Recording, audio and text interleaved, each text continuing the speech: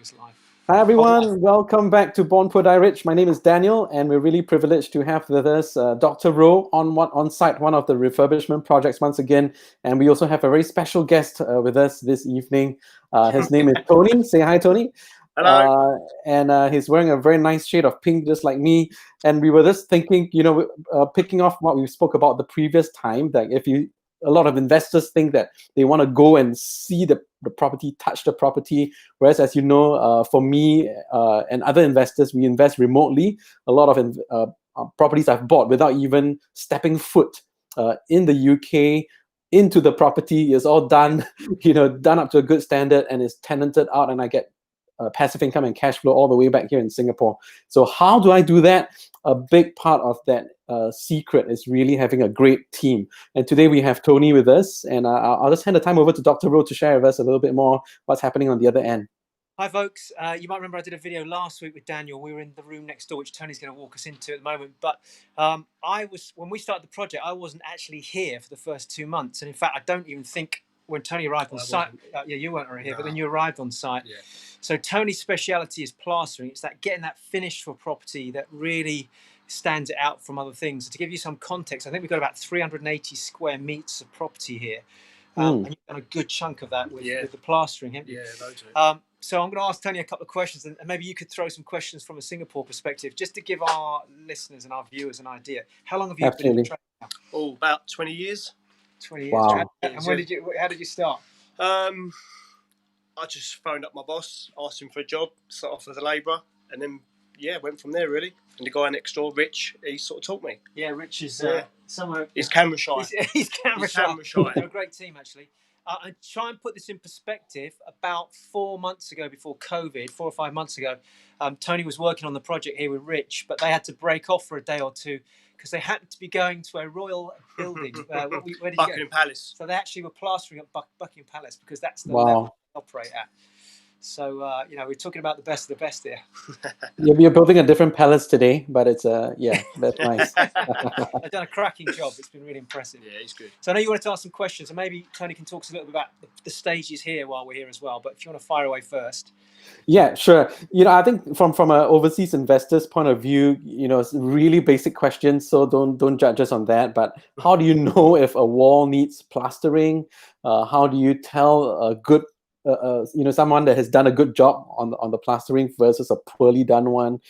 And maybe some tips to look out for. So let's start on the first question. So when is plastering needed? If you've got a plastered wall, it's got to be plastered. So if I that's a good question actually. Let me flick it around. So how do I do that? Do I do that? Is it that button there? Yeah. Right. So if I get you on camera, you can point it out. If you've got a plastered wall, obviously it needs plastering. So this is plasterboard. So this is the boarding that went on first. That's it. And then you plaster over the top of it. Obviously you put your scrim to cover your joints, and then you go over it to stop the cracking. So that gives you that smooth finish. That's it. And then if you've got like a concrete block, you need to put like a base coat on it first, which is what we've done here. So obviously it goes. Yeah. Can you see this, Daniel? This is the original brickwork. Yeah. Then what you've done is you put like a bonding coat over it. Obviously it goes over it all. Can I ask a question? Do you get situations where poor quality plasterers just skip this type of thing? Sometimes what should they be looking for? Sometimes you can put it on a bit too thin and not pack it out properly, and it will crack and fall off. Right. So how many layers typically is a good? So Daniel, for your perspective, it might look good initially for the first month or two, and then you've got your tenants in there, and then it starts peeling off. Dry out and it will crack. Right. A question I had is how many layers typically it's a plastering done. Right. Well, you do your first coat, which is like a scratch coat. Right. Oh yeah. Okay. Like this is great. You're seeing all the stages. Yeah, Actually, should we show them the original wall? Yeah. This is the original wall. That's the original wall. Nice. And there was traces here. So that's where all the electrics are here. This is where the plasterers make what's ugly beautiful. And then you bond it all out, and then you do a scratch coat. And what's the scratch coat for? Which just goes over all your joints and sort of makes a second coat stick to it.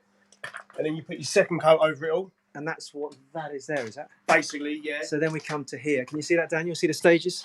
Beautiful, yeah. That'd be like your third coat, and then obviously you put your plaster over the top of that. Yeah. Do you want to show them Which that? is... So if you follow, so you've actually caught us at the right time.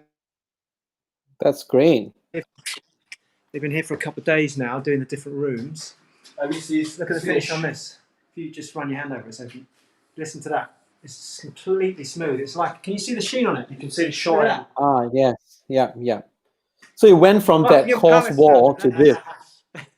If I just put you back to show you the room, this was really ugly. But this is the room I was in last week when you were filming. Same as that room there, wasn't it? Yeah, it looked like that. I see. Yes, I recognize that. Yes. See how beautiful that is up there now. I mean, this is obviously going to still dry out. Yeah. Actually, can I ask Tony a question? Well, let's get him back on the screen here. Yep. Drying out. Some people try and cheat the process. Talk us to Yes. You should let it dry out to sort of a chalky colour, which is like a light. You see that? Yeah. Where your finger is, that's dry, and that bit there is wet. If you had an investor say to you, "Oh, let's get you in the light," actually, Tony, said to you, "Oh, let's rush the process. Can you get some hot blowers on it to dry it out?" What's the problem with that? It'll crack again. If you make it dry, it will crack and fall off. So it's got to be left for sort of 3 or 4 days to dry. So I think Just naturally drying out. Natural dry, yeah. I think that's a message, Daniel, for your viewers that they might want to rush a builder to get you the project. You can't rush people. Yeah. It's got to What if it's like in December and it's raining all the time? Right. It could take 4 or 5 days. Right. So you just can't rush the process. No, I mean, in hot summer, it could take a day or two, but it's normally 3 or 4 days. But it has taken longer if it's colder. Right. Great. I mean, I'm just picking up so many nuances and the little tips and tricks that if you rush it, you're actually going to have to come back to pick up sort it out again later. Yeah, so, of course. Just great, yeah. Which is not good. Yeah, I mean, which is not good. Which is great that you are there, and knowing your stuff, doing it right the first time. Absolutely. I think the other thing to be aware of is we've had a few situations on the house here where Tony will come in and he'll go, well, if you do it this way, he'll actually advise even the joiners. I think you did it yesterday, didn't you? So down there. There's an area down here. I'll just show you. So actually, you can point it out for us, Tony. So we've got a bit of a detail that had to be sorted out underneath the windows. Down here. So that. Just done that. Okay, so this needs to be prepped properly. So if that is screwed to that, you're going to see that ugly joint. So what we do is we put like a wraparound bead on that before it's screwed. You screw that, and then when you see the sort of top of the bead, and when it's painted, it looks nice. And I think these are the details, Daniel. I think, again, it's just going back to the cost of things that you can't really argue too much about that, because if he tries to just go over that quickly, you could have damp problems there, couldn't you? Of course, it'll come through on your plaster. It just won't be a finished product. So with Tony's experience, he's able to guide the joiner to say, do it this way, and then that way we get a good product for the client. Yeah, I know. Actually, sometimes when we take the property back to brick, it's very often to do some damp treatments, and then that's when the plaster needs to come back in and make the wall beautiful again, isn't it? Yeah. Yeah. So keep going with your questions. Sorry. Because that's something we don't get very much in Singapore because it's summer all year round. Maybe really appreciate your time. Yeah, you have to come here, sometime when it's cold, maybe. Maybe a final question from my end is, what are some tips, that investors should look out for to tell if a build team is reliable or not? Because, there's tons of people claiming they're reliable, but how can you tell the good ones from the ones who are not? Well, if they turn up on the job on the day they say they're going to turn up. That's always a good one, isn't it? That's always a good one. Yeah. So they're men of their word, yeah? Yeah, basically, yeah. What other things would you be looking for with tradesmen and builders? You should be able to talk to them on the phone. Yeah. And sort of not talk about the job, and they should be able to give you some answers. And if they say, "Oh, I don't know," then they obviously don't know their job, what you're talking about. What about referrals and things like that? Referrals, 100%, yeah. Ask to see pictures of jobs, previous work. Right.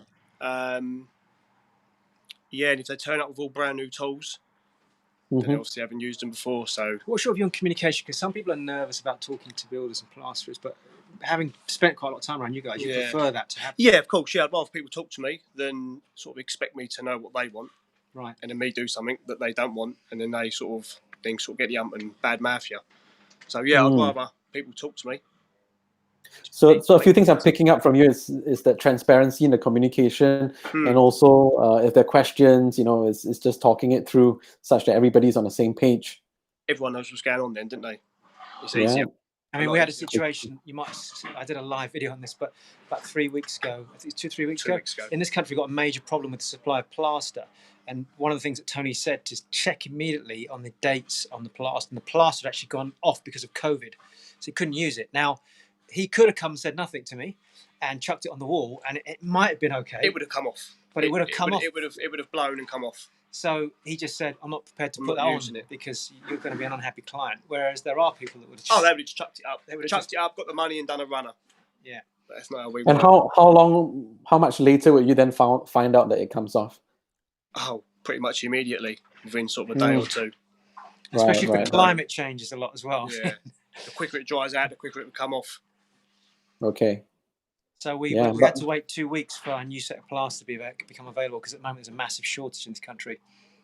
Yeah. So it's little things like that. It's about trust at the end of the day. And you can trust people to give you the right answers and not... There's 3 or 4 things that are out of date, actually, aren't there? We've had everything. The bonding, the multi finish and the hard wall was out of date. So COVID's been a bit costly in that respect. But I really appreciate that. I think it's so important because we have worked with builders in the past where, like you said, the questions were they were kind of like avoiding the questions, or you couldn't really get to them. You couldn't really have a transparent communication, and even in terms of timelines or exactly what was the scope of works, for example. So, I mean, what I hear from you is the more specific, the better, so that there's just less miscommunication on the back end as well. Yeah, definitely. Yeah. Great. Thanks so much for your time, guys, and leave you back to your work, and we can't wait to see the finished product. We'll thanks, Tony, for joining us today. No worries. Thank you. Cheers, Daniel. All right, cheers. Start it out.